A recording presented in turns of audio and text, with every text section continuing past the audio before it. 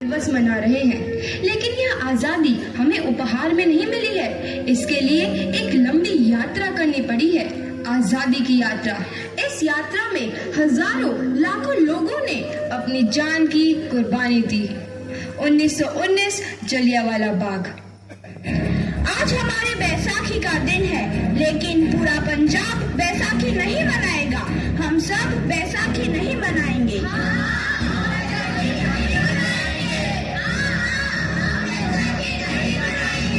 जब तक हम अंग्रेजों को भारत से बाहर नहीं निकाल देते, पूरा पंजाब बैसाखी नहीं मनाएगा। अच्छा, तो तुम सब हमारा विरोध करता है, भाग जाओ यहाँ से। इसका अंजाम बहुत ही बुरा होगा। हम नहीं जाएंगे, तुम लोग जाओगे। हमें नहीं, तुमको भारत से भागना होगा। Soldiers fire!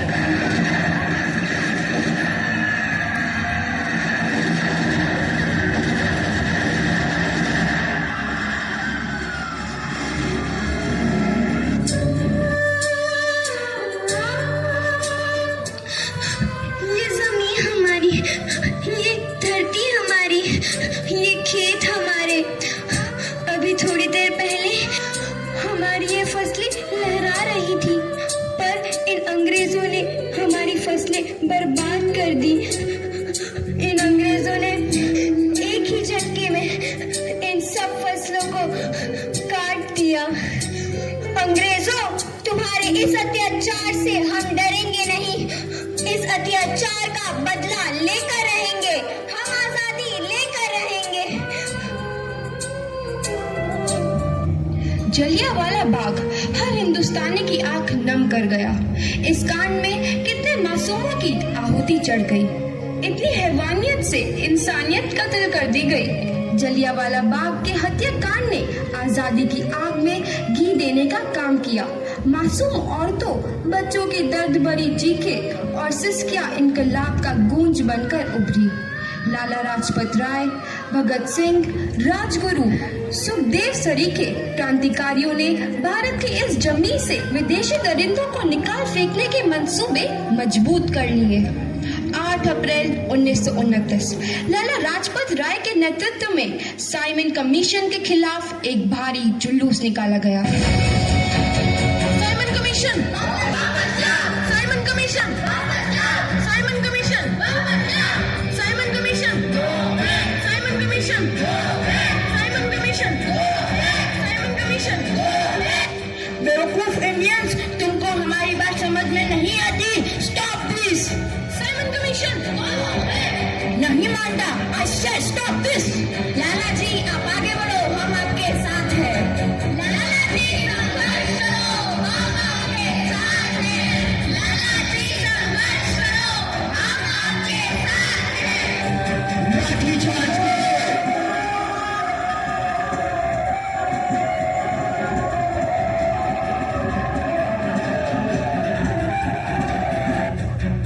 लाला जी को तो बहुत गहरी चोट लगी है, उनका सर फट गया है।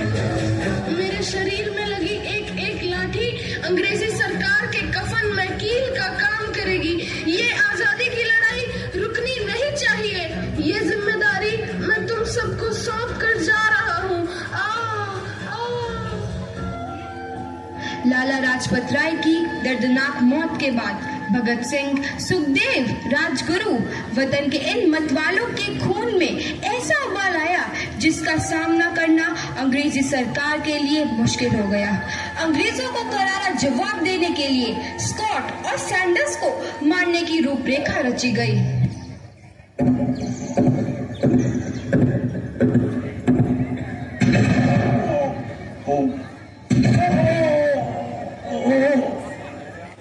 सैंडर्स मारा गया।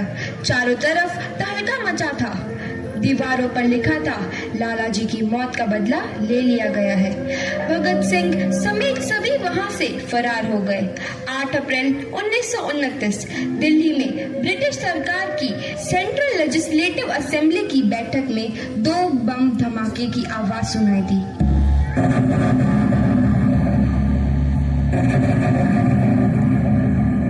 इन धमाकों ने अंग्रेजी हुकूमत को हिला कर रख दिया।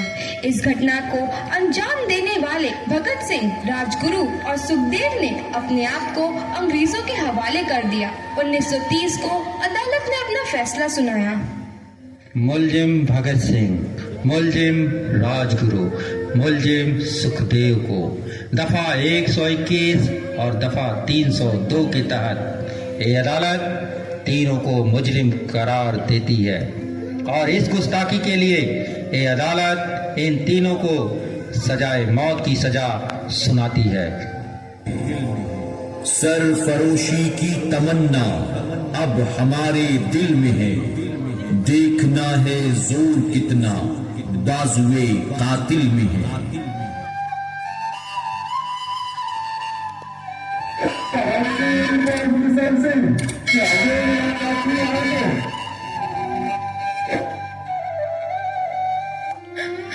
पुत्र की हाल है तेरा?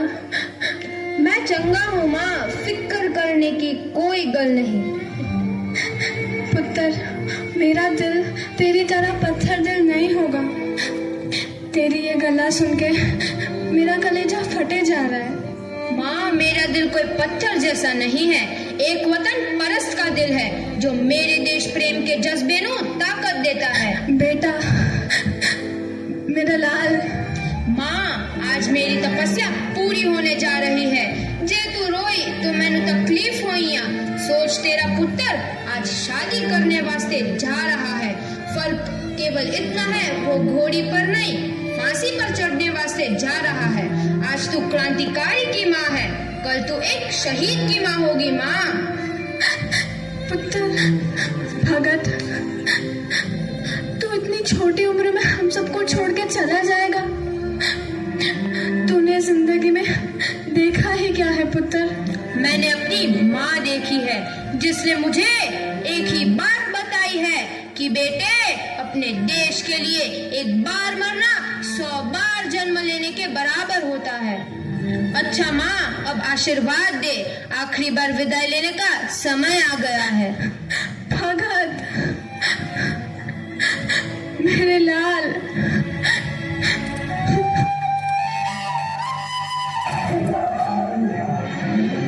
भगत सिंह, तुम्हारी कोई आखिरी ख्वाहिश? हमारे हाथ खोल दिए जाए। हम तीनों दोस्त एक दूसरे से गले मिलना चाहते हैं, उनके हाथ खोल दिए जाए।